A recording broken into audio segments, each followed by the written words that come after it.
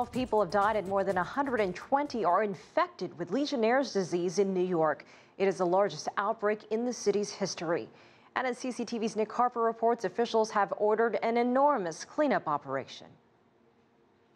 The rooftop culprit. It's thought air conditioning cooling systems like these are behind the New York City Legionnaires outbreak. A number of sites, including this hotel in the Bronx, have been pinpointed as the likely sources. But there's been criticism about the speed of the city's response. The mayor on Tuesday signed strict new regulations requiring landlords to register, inspect and clean cooling towers. Today marks New York City becoming the first major city in the United States to regulate cooling towers so that we can protect against Legionnaires' disease.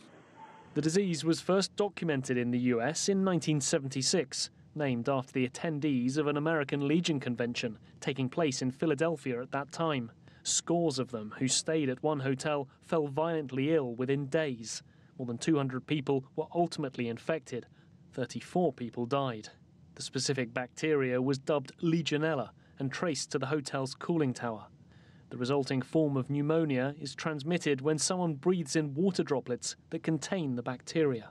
Despite the scale of the current outbreak, the worst in New York City's history, experts say Legionella bacteria is often present around us, but few people actually get sick.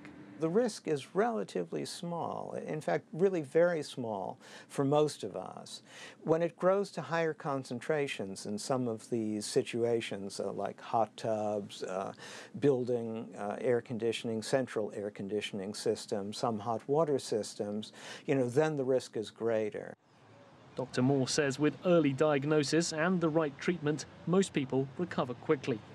Cleaning companies are now stepping up efforts to meet the new standards.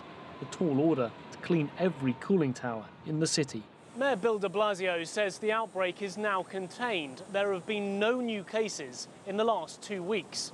But the apparent ease with which this disease can spread, especially in confined spaces like hotels in densely populated cities, is likely to be a concern that won't be easily overcome.